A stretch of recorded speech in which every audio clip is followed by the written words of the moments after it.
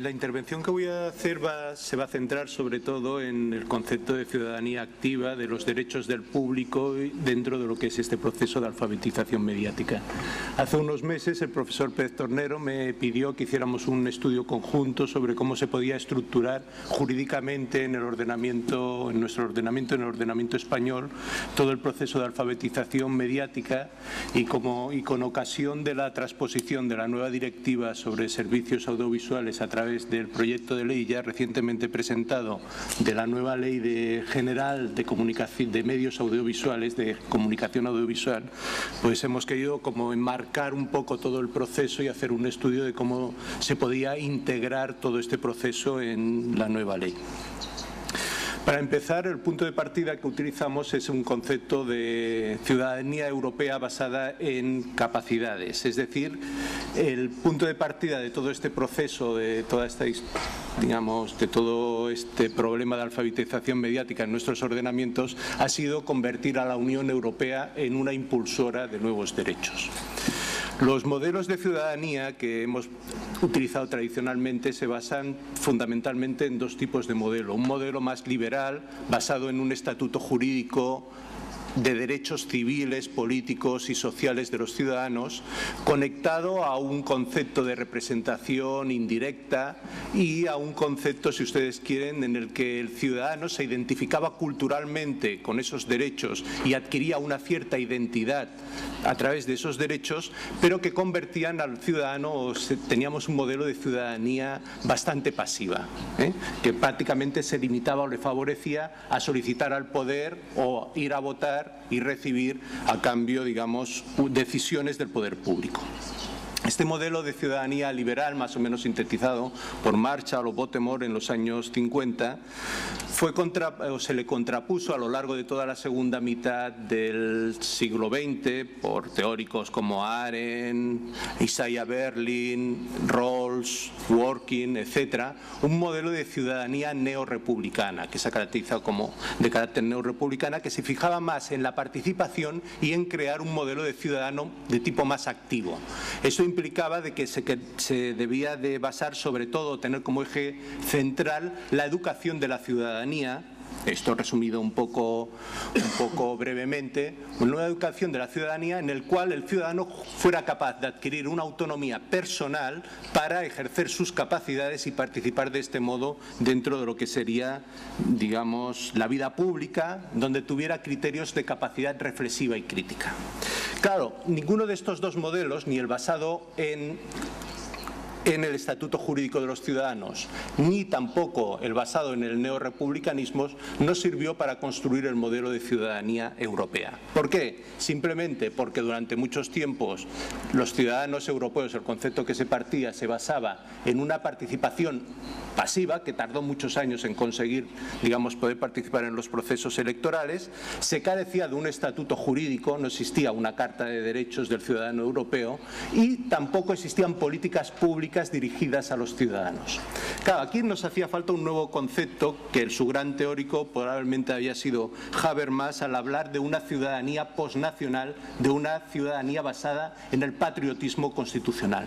Es decir, existía la necesidad de que la Constitución se utilizara o se estructurara como mecanismo para conseguir la igualdad entre los ciudadanos.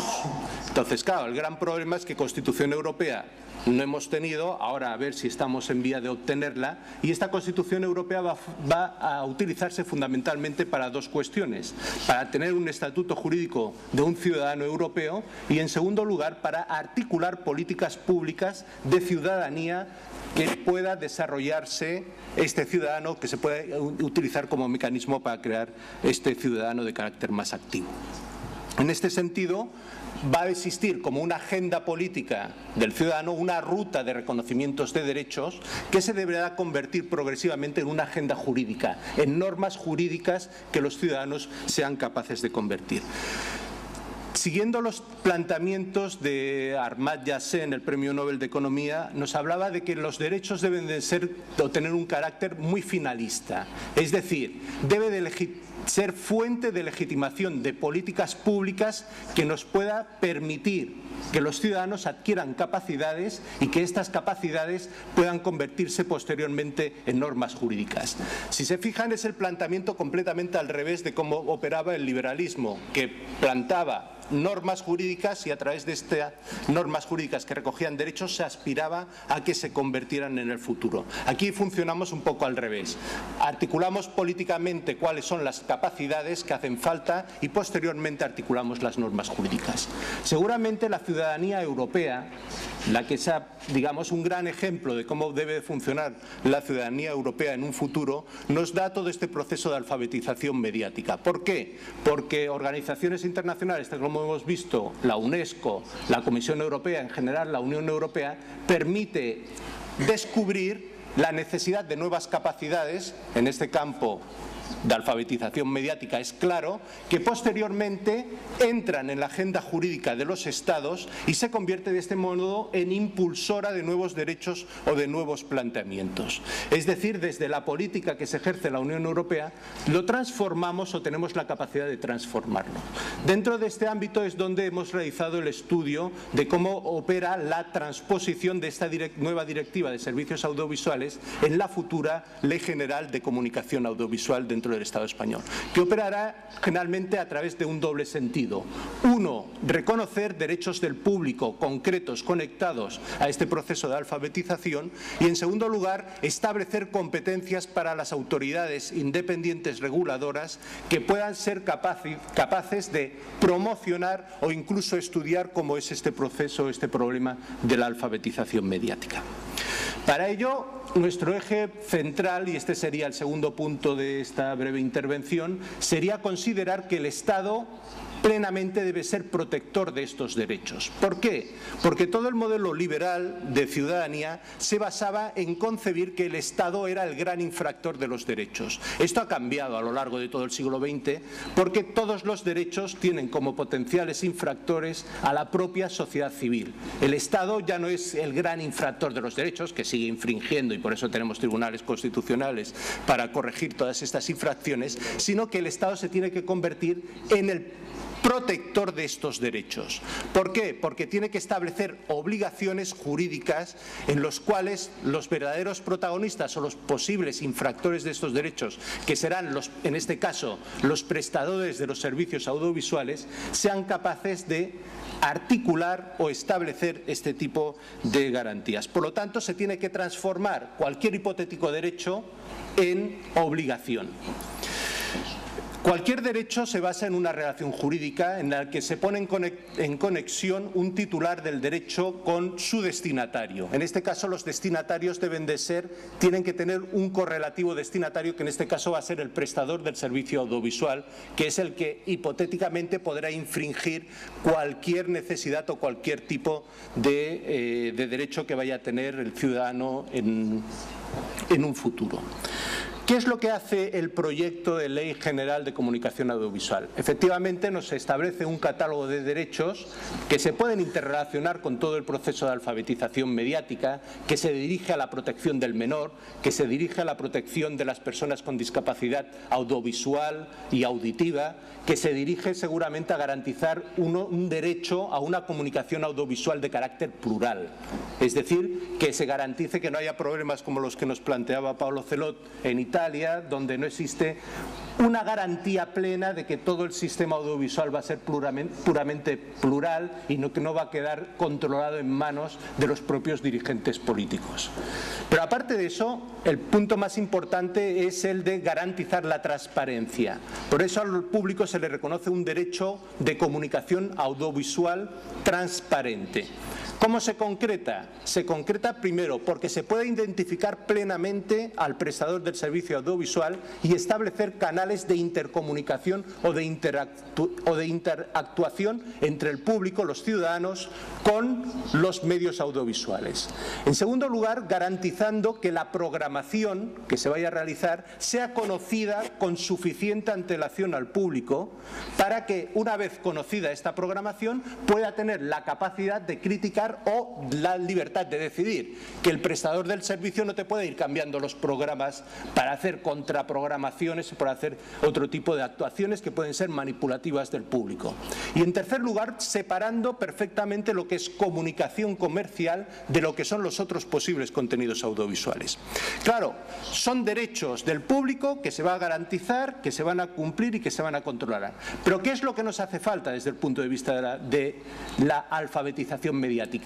Establecer de que el destinatario de dichos derechos es el prestador del servicio.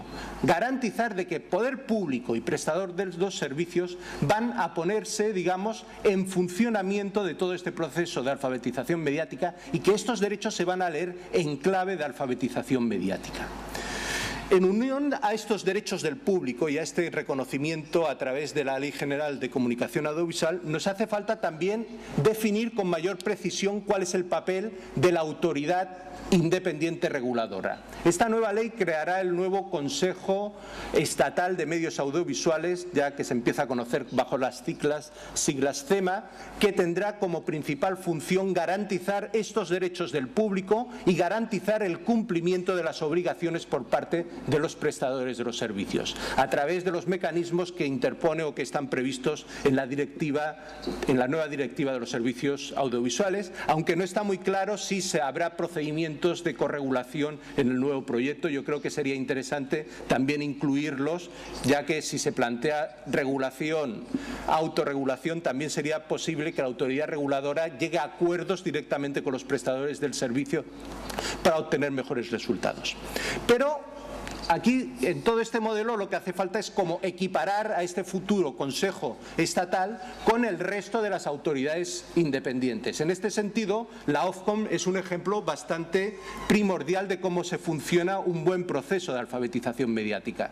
En la nueva ley de la Communications Act del 2003, en la sección 11, se establece una competencia de velar y de promocionar por la alfabetización mediática. Basta con incluir esta coletilla para que la nueva autoridad ya pueda poner en marcha todos sus trabajos y toda su operatividad. Y sería simplemente, si la principal autoridad ha sido la Ofcom, intentar adoptar los buenos modelos que se han ido construyendo en Europa para incluirlos dentro de nuestro sistema. En segundo lugar, si la Comisión Europea antes del 2011 debe de realizar un informe sobre los niveles de alfabetización en los Estados miembros, como mínimo esta autoridad tiene también que tener la posibilidad de elaborar este informe para que se conozca internamente cuáles son las necesidades y para que en el futuro, digamos, se le sirva también como referente a la propia Comisión para ver estos estudios. Seguramente obligando a utilizar los indicadores concretos que se están trabajando en la actualidad para que se puedan realizar los estudios, o bien utilizando otros tipos de indicadores que la propia autoridad española pueda considerar adecuados dentro de un futuro. En principio, estoy abierto a que en el debate se me puedan plantear nuevas discusiones o nuevos temas. Muchas gracias.